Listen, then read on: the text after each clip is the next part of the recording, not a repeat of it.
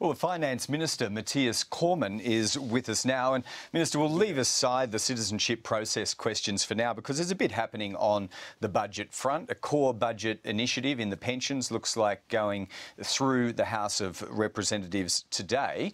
That was the product of negotiations with Richard Di Natale and the Greens. Where are you at in other talks with him and, in particular, the automatic indexation of fuel excise? Well, the government continues to make progress in implementing our plan for stronger growth, more jobs and to repair the budget. This week we were able to successfully pass the small business and jobs package. We were able to lock away more than $6 billion in additional budget improvements, and so we are heading in the right direction. We are making progress. There are a series of other measures, of course, where conversations are ongoing, the fuel excise indexation measure being one of those. And how would you characterise those conversations? Well advanced? Well, the way I would characterise them is that they're ongoing and that the Greens and the coalition are engaged in those conversations with a lot of goodwill. There are indications that progress is being made. Would you agree with that? Well, we're talking, and that is better than the situation that we found ourselves in this time last year. So let's see where we get to. Because you're up against a deadline on this. If legislation is not passed by October, there's a mother of all financial messes to unpick. How happy are you with the progress measured against that October deadline? I'm very confident that when it is all said and done, that this measure will be legislated by the Parliament. And what leads you towards that confidence? Well, let's just wait and see. Would you describe the Greens as your best hope on that, or a potpourri of other Senate votes? Well, I'm not obviously going to conduct conversations with the Greens or other senators through the ABC. We will continue to have conversations in private. Obviously, both the Greens and ourselves have indicated various areas for discussion in relation to this publicly. We're currently exploring those. We know that there is no immediate urgency. We can deal with these matters if required after the winter recess, and that is the timetable that we're currently working on. No immediate urgency, so we wouldn't expect to see something happening next week as we head into the winter break? Unless the Greens come up with something next week where they say, here is a deal, then I would not expect there to be an agreement between the Greens and the government over this next week, no. All right. The bank deposit tax was not in the budget. Are we going to see that come back in another form and sometime soon? Well, that is not entirely accurate. As you call it, bank deposit tax was actually introduced and put into the budget by the previous Labor government. So the previous Labor government locked it in as a measure. They initiated it. They banked the expected revenue in the budget, so it is reflected in the budget bottom line. What the government has said is that as part of the our response to the financial systems inquiry, we will make a judgment on a series of things, including on whether or not we ought to proceed with this Labor Party measure.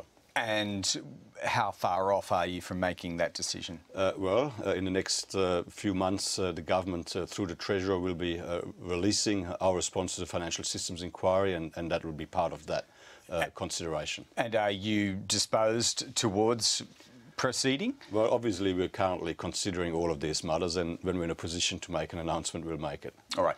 Now, going back to the Greens, part of the negotiations there on the pensions deal was a review of retirement savings and superannuation as part of the tax white paper. Is it likely that the government will come out of that process with changes to take to the next election to super? Well, what we've been very clear what we've made very clear is that the government will not increase taxes on superannuation. We will not make any changes that in any way remove current flexibilities when it comes to accessing superannuation in retirement. What we have agreed with the Greens is to extend the period for submissions to the tax white paper. The tax white paper was already considering, of course, matters related to the retirement income system. And I mean, if there are beneficial changes that can be made, changes that don't impact on people saving for their retirement in an adverse way, then obviously we're open to considering those. But we're very, very clear. Under the coalition, there will be no new taxes on people's retirement savings. Under the coalition, there will be no new restrictions on accessing your super in retirement. That is quite a point of difference difference with the Labour Party, who wants to increase taxes on people's retirement savings. But those who've characterised the Prime Minister's statements in this area as a never-ever promise, that he's never going to go back and touch super in any way, they're misguided, are they? That's the wrong interpretation, because changes may come for a second term. No, that's not right. So what we said in the lead up to the last election is that we would not make any unexpected adverse changes to super, and we've stuck to that commitment. We've now repeated that commitment for the next term. What we've said very clearly is that under a coalition government, taxes on super will not increase, whereas we know, of course, that under Bill Shorten, that his intention is to fund his budget black hole by targeting people's retirement savings. So we're very clear, we're very explicit.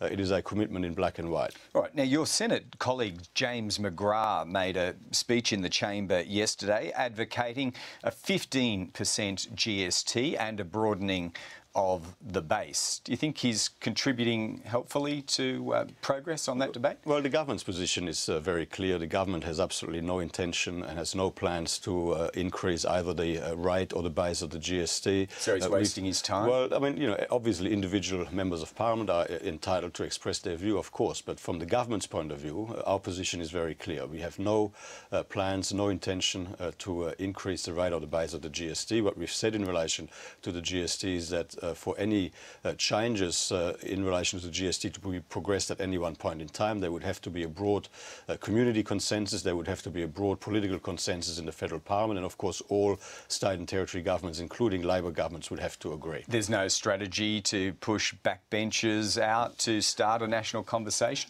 No. I mean, obviously we've released a discussion paper on tax. We are encouraging a national conversation about how our tax system can be improved, how it can be made better, simpler, more efficient, fairer, and that conversation is obviously ongoing, and we encourage everyone to participate in that conversation. Now, as a senior figure in the coalition in the Senate, what do we know about progress on debate for the bill around SBS advertising? There are suggestions that that's stalling, and that the West Australian media baron Kerry Stokes may have had some influence to bear on media matters generally when it comes to government policy? I'm not sure what you're referring to there, but what I would say is that obviously legislation is on the notice paper. It was on the agenda this week, and we're dealing with all matters before the Senate in an orderly and sequential manner.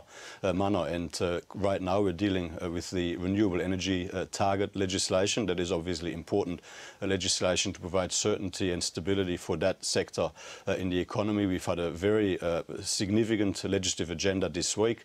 We've dealt with the small business and jobs package. We've dealt with various measures to improve the budget bottom line. So we're working our way through things one by one. Has Mr Stokes ever made any representations to you in relation to media ownership laws or any media policy? I have never in my life spoken to Kerry Stokes about media ownership laws. All right. Matthias Cormann, thanks for that today. Good to talk to you.